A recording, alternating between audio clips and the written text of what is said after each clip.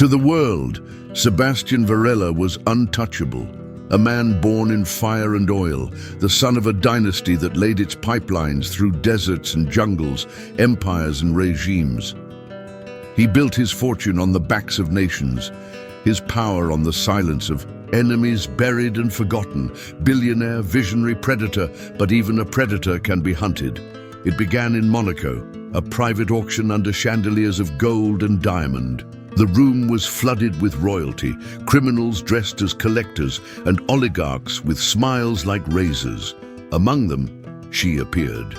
Isadora Ruiz, dressed in black silk, a nobody, yet impossible to ignore.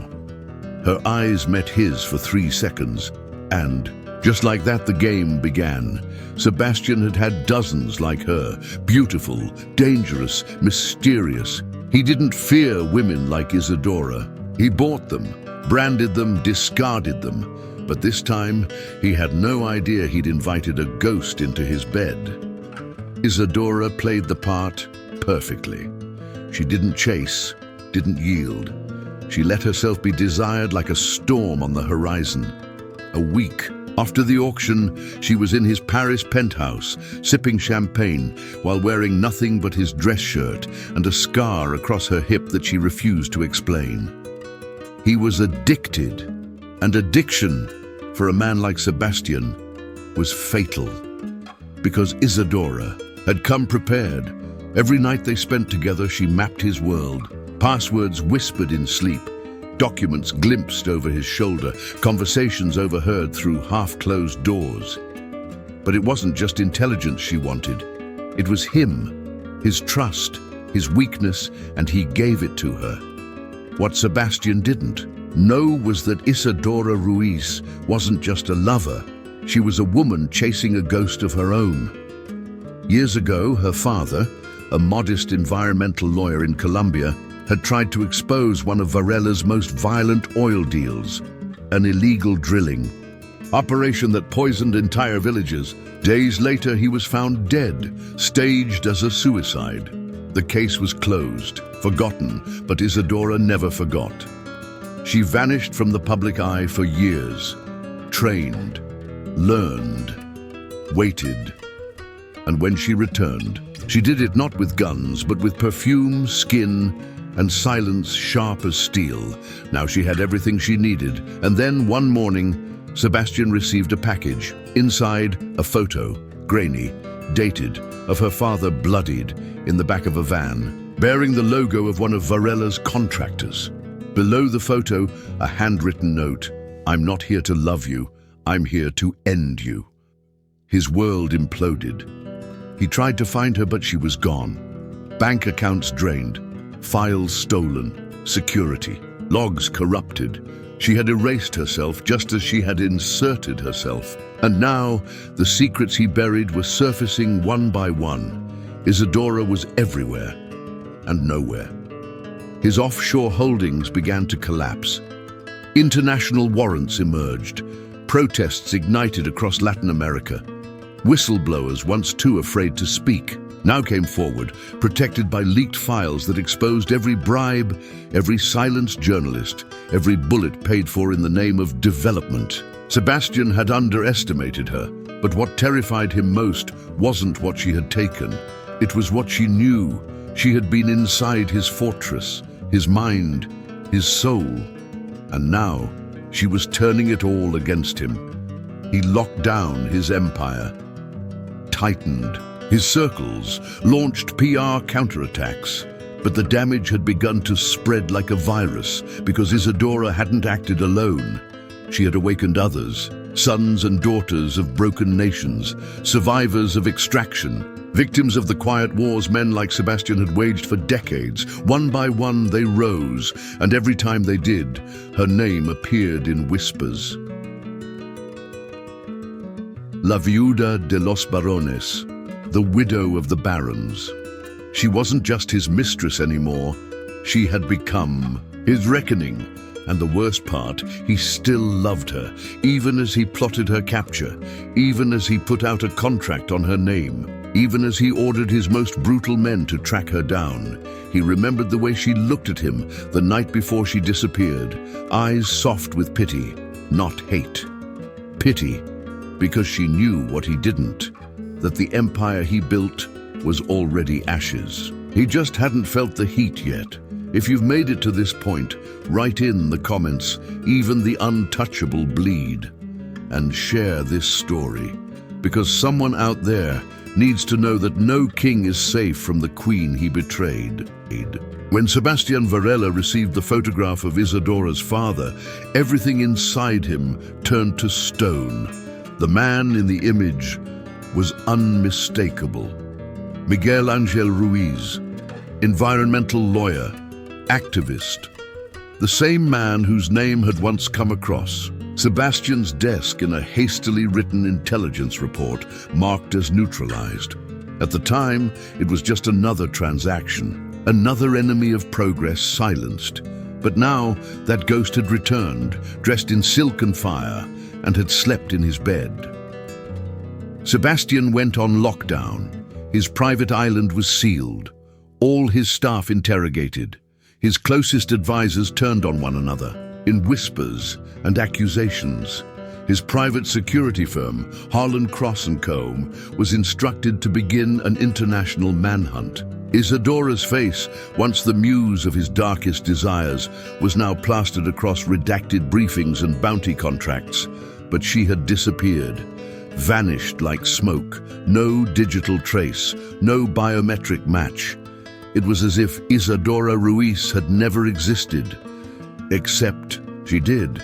She existed in his nightmares, in the tightening noose of investigations now spiraling around him, in the leak of classified documents to the International Criminal Court, in the photos released to the press of dead protesters in the Amazon, traced back to one of his covert oil deals in the Para region.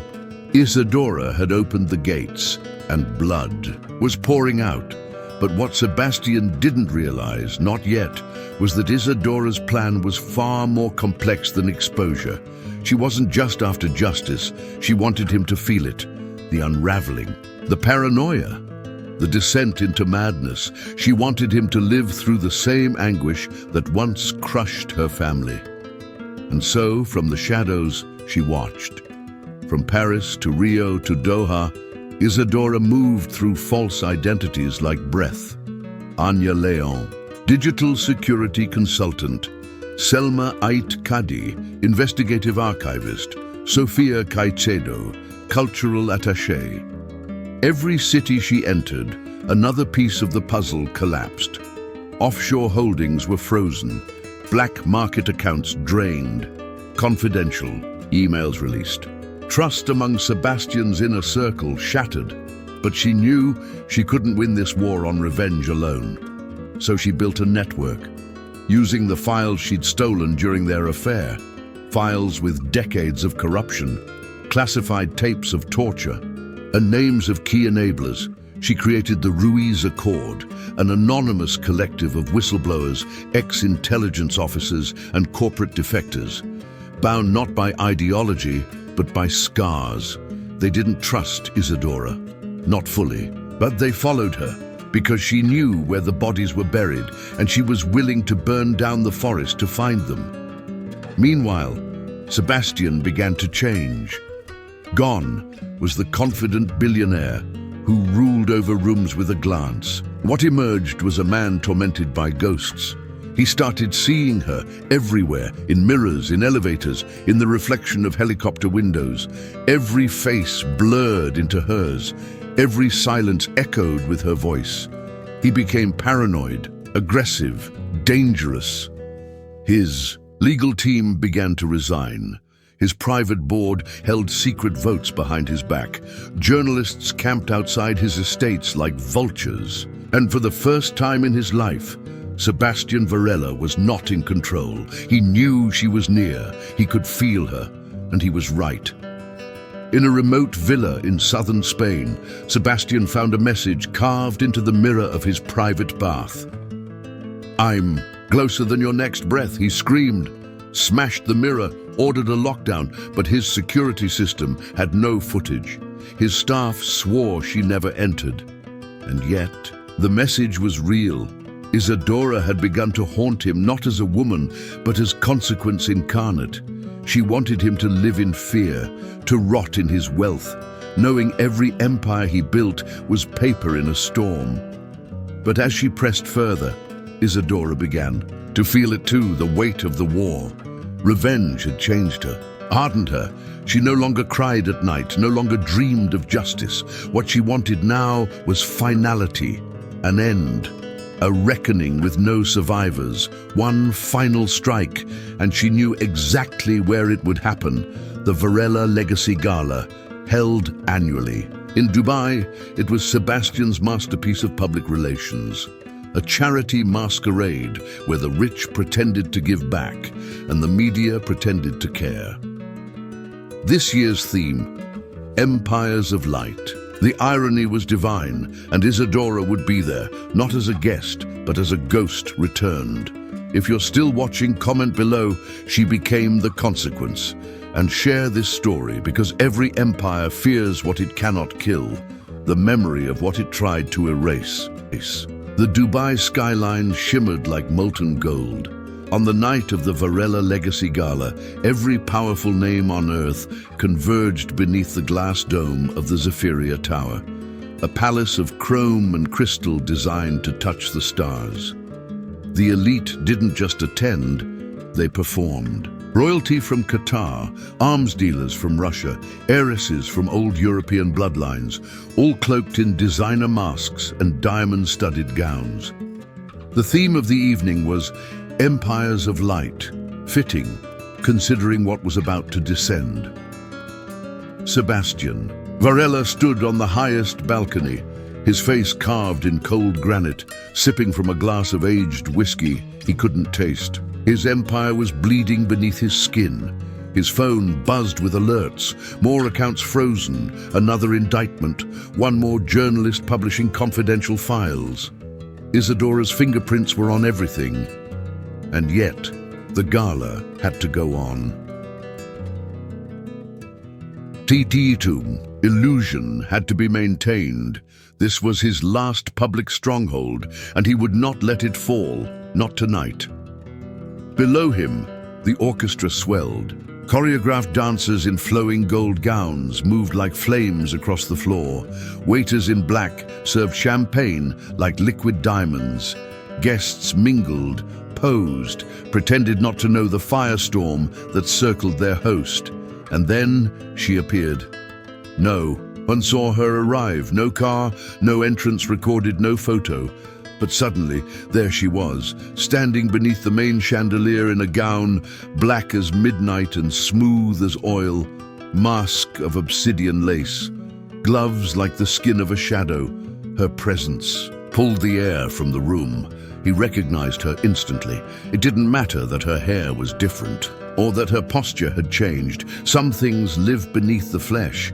The soul knows Isadora, the ghost in silk, the mistress reborn. Sebastian descended the grand staircase without a word. The music drowned, the room slowed, even the most powerful. He paused, sensing that something ancient had returned to claim what was stolen. He walked directly to her, no guards, no hesitation. "You shouldn't be here," he said, voice low, cracked. "I never left," she replied. Their eyes met. Fire and ice, pain and fury. "I could have you killed." "You already did." She handed him a small black card. No logo, no writing, only a digital chip embedded in its surface. "What is this?" he asked. "The proof," she said. "Everything. Your father built. Everyone he buried. Every name, every dollar, every body. It's all there, and it's yours now." Sebastian's hand trembled as he took it. "I don't want this," he muttered. "You never had a choice." Suddenly, the screens around the gala flickered. The walls of light turned to walls of ash. Images began to play, raw, unfiltered. Villages destroyed, protesters gunned down, internal memos, bribes, execution orders signed in Sebastian's hand, children choking in oil-soaked rivers, his empire laid bare. The room exploded into chaos, screams, gasps, phones lifted, live streams ignited. Guests fled like rats from a flooding ship, and through it all Isadora stood still, watching him, letting him drown in his own legacy. Security rushed toward her, but halted. She raised one hand. Her dress shifted slightly, revealing a steel cylinder strapped to her thigh. "Don't," she whispered. They froze. Sebastian, still holding the black card, looked at her as if for the first time. "You think this ends me?" She stepped closer. "No," she said. "It frees you." He didn't understand. Not yet, but he would. She leaned in, lips brushing his ear. "Now the world sees you as I did," she whispered, "and you'll never be invisible again." Then she was gone. One moment there, the next. Smoke, chaos, absence. The gala fell apart. In her wake, international news exploded. The video feed went viral before the hour ended. Heads of state called emergency meetings. Assets tied to Varela Corp were seized in 23 countries. Protests broke out in São Paulo, Bogotá, Jakarta, Lagos. He was officially declared an international criminal. And yet, in the silence that followed, Sebastian stood alone on the gala floor. No mask, no allies, no more illusions, just a man staring. At the cost of what he had built. She hadn't killed him. She'd done worse. She had made him live. If you've come this far, write in the comments. She burned the light to reveal the truth. And share this story, because justice isn't always loud. Sometimes it wears heels, lace, and vengeance. Este tópico 3 finaliza o primeiro arco de confronto direto e público entre Isadora e Sebastian, elevando a narrativa ao seu auge de exposição, vergonha e poder. Sebastian Varela disappeared the night after the gala. One moment, he was standing amid the wreckage of his own creation. The next, vanished. His private jet never left Dubai. His estates were raided, his bank accounts frozen, his closest allies turned state's witness. And yet, no body was found, no arrest made, only rumors. Some claimed he escaped into the deserts of Abu Dhabi, living under the protection of warlords once funded by his oil diplomacy. Others said he fled into the Himalayan shadows, where aristocrats went to become ghosts. A few believed he was already dead, taken out by those within his own fractured empire who refused to fall with him. But Isadora knew the truth. He was alive. She could feel it, and it wasn't enough. Because Sebastian's death had never been her goal. It was never about revenge for one man. It was about reckoning for all who profited from the quiet genocide of greed. He was just the gateway, the first domino. And now that the world had seen what he truly was, she had a new purpose, to dismantle every throne built in his image. What happened after the gala was more than scandal. It was ignition. The footage Isadora had leaked sparked a global crisis of conscience. Suddenly, all eyes turned to the oil industry. Politicians with long-standing ties to Varela's empire were forced to resign. CEOs panicked as shareholders demanded transparency. Foundations that once bore his name were stripped clean from history. And in the shadows, the Ruiz Accord moved. Now fully activated, the network began releasing weekly dossiers of blood, curated files exposing global atrocities linked to the fossil fuel aristocracy. From Southeast Asia to West Africa, voices once buried beneath bribes and bulldozers began to rise. They didn't chant Isadora's name. They whispered, La Viuda, the widow, the one who had seduced the devil and left him naked before the world. But with power came danger. Interpol issued a warrant for her arrest, not for her crimes, but for what she knew. Intelligence agencies feared what else she might reveal. Private security firms offered millions for her location. She was labeled a threat to global stability. And still, she remained elusive. She traveled in encrypted shadows, living off a network of loyal survivors, women like her. Widows of oil workers who disappeared, sisters of assassinated journalists, daughters of the silenced. They called themselves the Daughters of Ash, each one trained, each one embedded in systems of power, law, tech, media, finance, and they answered only to her. She was no longer Isadora Ruiz, she was a movement, but power is never pure. And in the silence of her victories, something darker began to grow inside her. Not fear, not regret, doubt. She had destroyed Sebastian publicly, humiliated him, erased his wealth, turned his empire to sand, but something about his absence gnawed at her. It wasn't escape, it wasn't survival, it was strategy. And Isadora, for all her intelligence, knew one truth intimately. Predators don't flee unless they're planning something worse.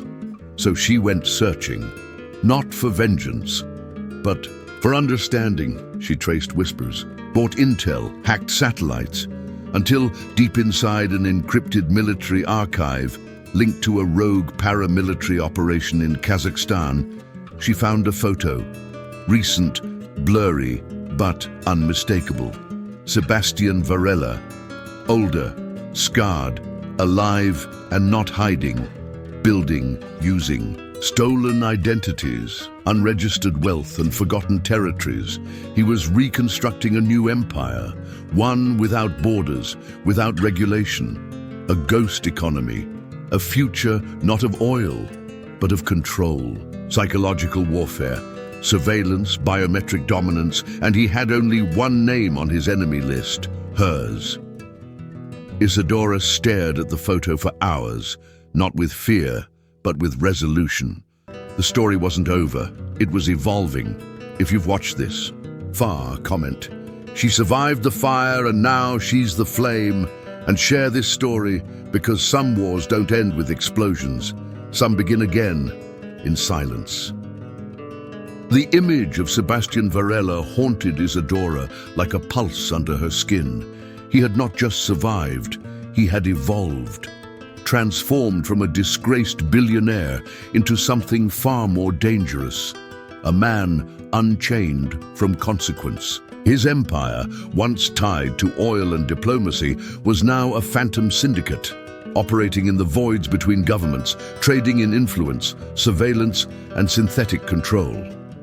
And Isadora knew exactly what that meant. Sebastian was preparing for something catastrophic. He had always been a tactician, but now, stripped of the need for legitimacy, he was free to pursue power without the burden of optics. There were no more press conferences, no more shareholders, no accountability, only control. Her war was no longer about justice. It was about containment, because if he succeeded in this next phase, he wouldn't just manipulate nations, he would own them. But before she could stop him, she had to find the nerve center of his operation, and that meant getting close to death again. She started with the financial threads. Most of his known holdings had been seized, but a few cryptic transfers remained.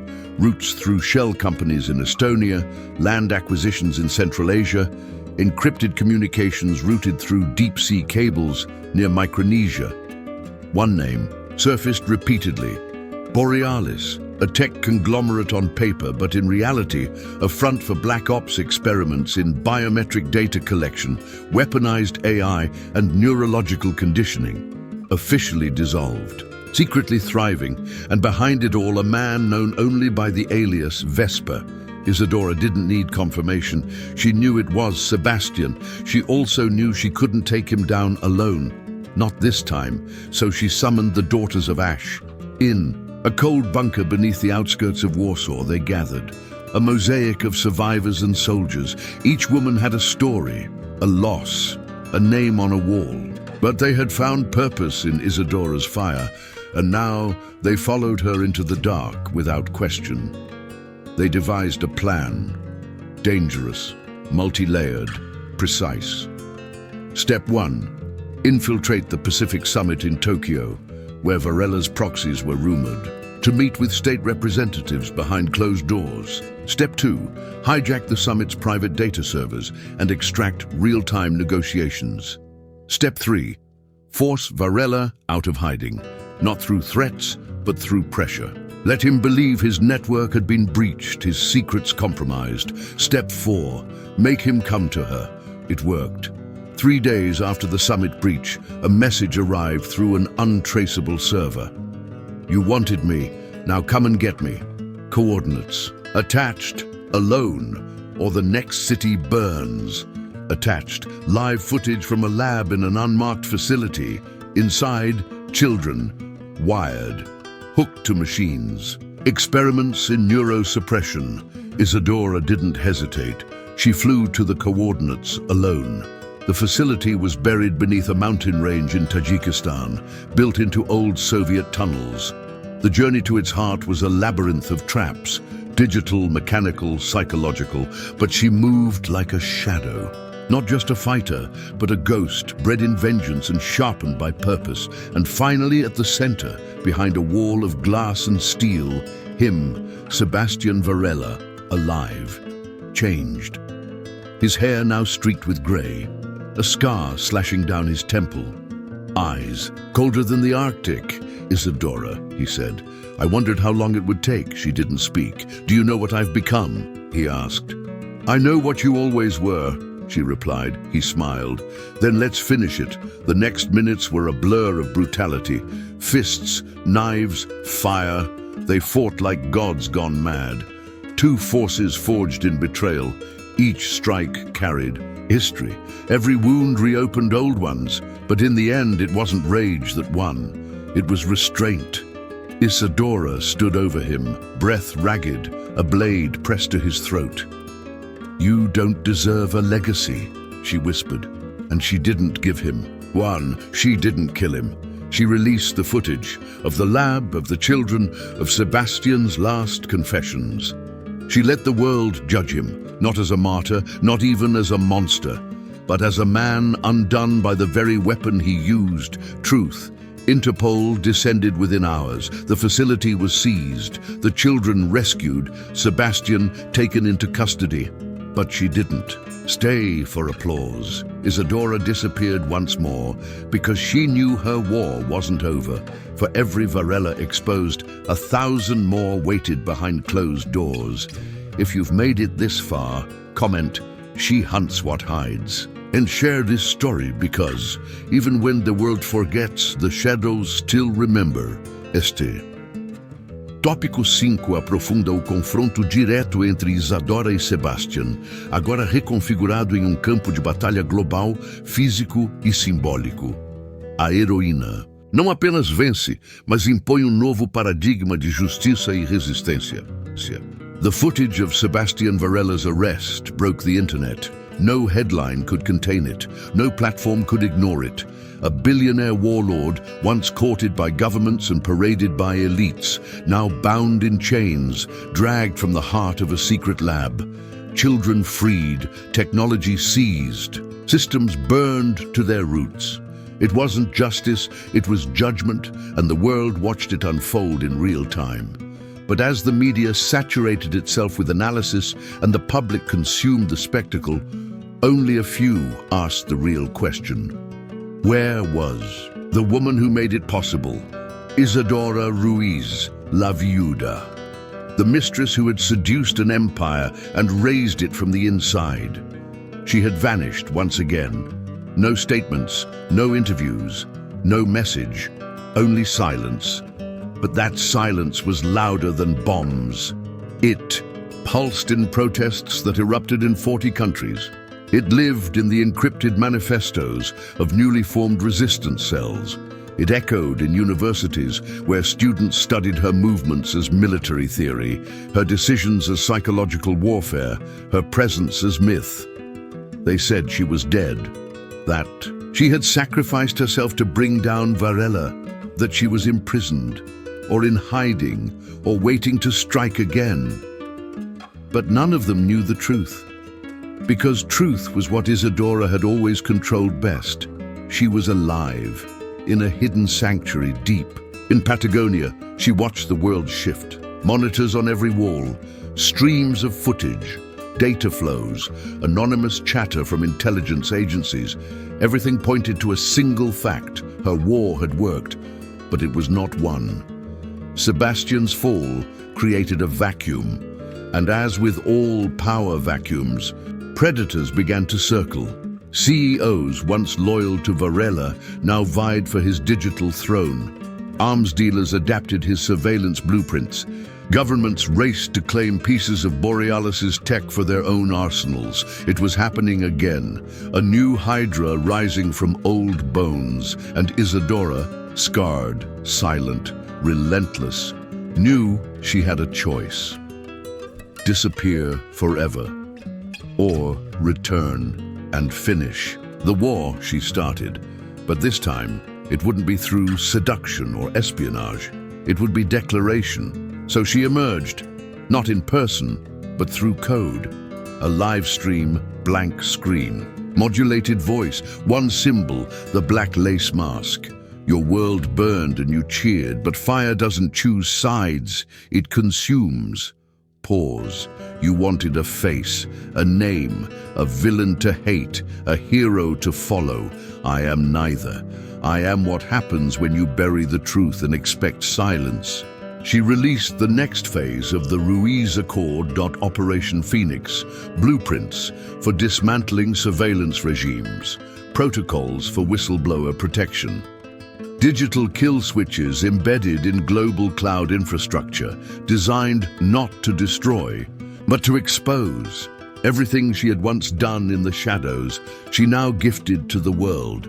No gatekeepers, no censorship, an open source revolution. The message ended with one final phrase: they called me mistress. Now I belong to no one. The effect was immediate. Hacktivist groups merged under a unified symbol, a single black rose in flame, disenfranchised. Communities gained encrypted access to systems that once controlled them. Independent journalists used the Accord to uncover truths in regions long ignored. And through it all, the myth of Isadora Ruiz grew, not as a woman, but as a force. In secret, she trained the next generation, the daughters of Ash, now expanded across 6 continents. They didn't ask for orders. They acted, each one a seed of fire in the belly of corruption, but even as hope rose, danger returned.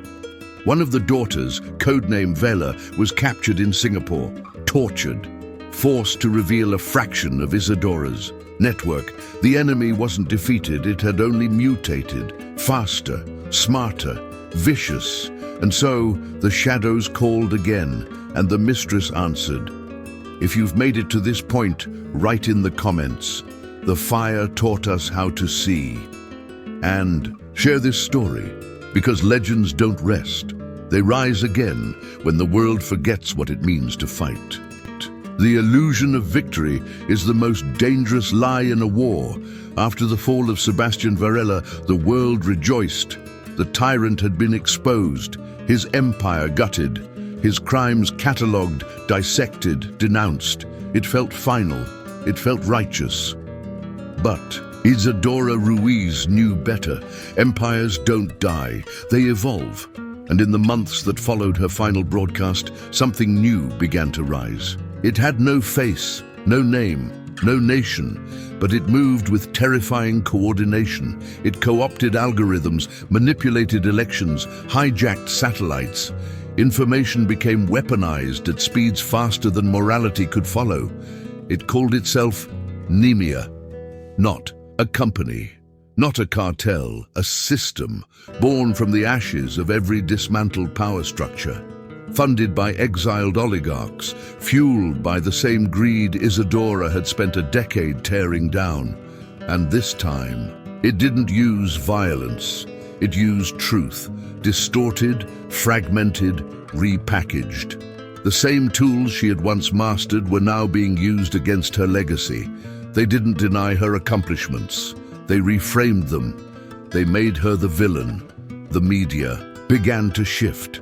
Old networks acquired by new, neutral investors began publishing retrospectives, questioning Isadora's motives. leaked documents, manufactured, claimed she had accepted foreign funding. Former allies vanished. Governments issued statements condemning digital terrorism in all its forms. The world that once cheered her name now whispered it with suspicion.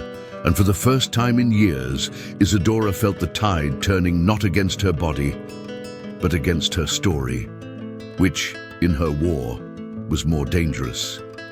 Because stories build movements, and if they rewrote her into the villain, everything she'd ignited would turn to ash. So she returned, not as a ghost, but as a hunter. She infiltrated Nemia's digital architecture through a black site signal triangulated in Antarctica. An old military base retrofitted as a data mirror. What she found chilled her deeper than ice ever could.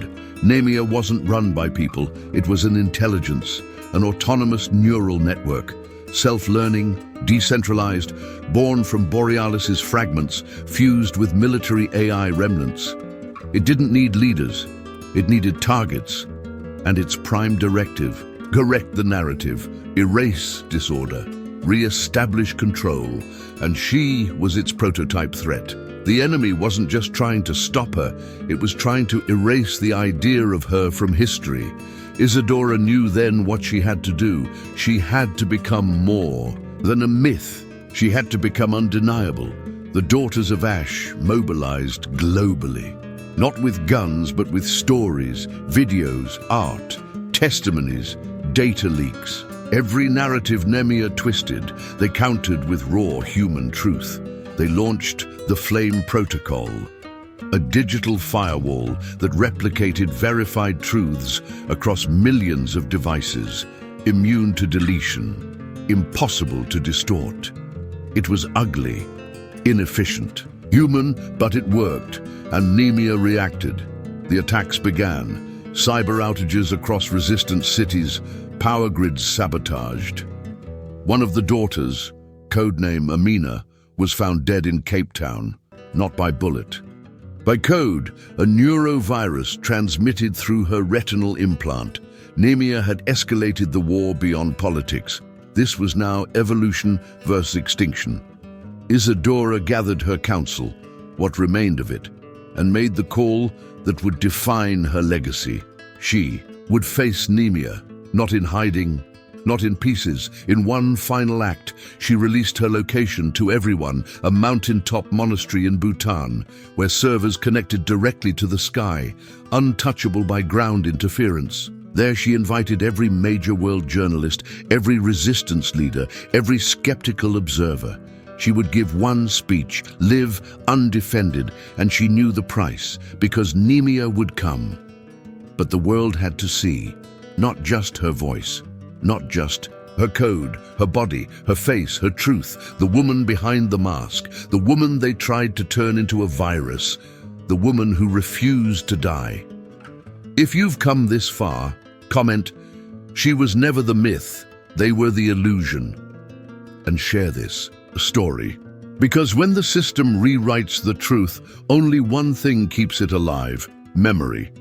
The sky above Bhutan was the color of silence. The monastery stood like a sentinel between heaven and earth. Ancient stones now laced with quantum servers and solar-powered transmitters. It was there, on that sacred ridge, that the world would see her. One final time, Isadora Ruiz, the woman who became La Viuda, the mistress who broke empires, now prepared to reveal herself, not in whispers, not behind masks or proxies, but in truth. The stage was not adorned. No flags, no symbols. Just a single chair, a satellite uplink, and the sound of wind moving through prayer flags. Journalists arrived first, uncertain if it was real. Drones followed. Then global news feeds. Then the world. And then she walked out. No mask, no gown, only presence, her hair streaked with silver, her skin marked with time and war, her eyes the same.